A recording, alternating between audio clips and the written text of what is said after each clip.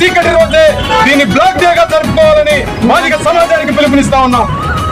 ఇక మాదిగ సంఘాల మహాకూటమి నిర్ణయం ఏంటంటే 30 ఏళ్లుగా ప్రభుత్వాలకు వ్యతిరేకంగా ఉండి అధికారంలో భాగస్వాములు కాకుండా పోలీస్ స్టేషన్ల చుట్టూ, కోర్టుల చుట్టూ, జైళ్ల చుట్టూ రాస్తారు ధర్నాలు, పికెటింగ్లు అని చెప్పేసి మాదిగ బిడ్డల జీవితాన్ని చీకటి చేసినటువంటి ఈ రోజుని మేము చీకటి రోజుగా జరుపుకుంటూనే భవిష్యత్తులో అధికార పార్టీలో భాగస్వామ్యం అధికారంలో ఉన్నటువంటి అవకాశాలను మాదిగ సమాజానికి అందే విధంగా మాదిగ సంఘాల మహాకూటమి నిర్ణయాలు ఉంటాయి.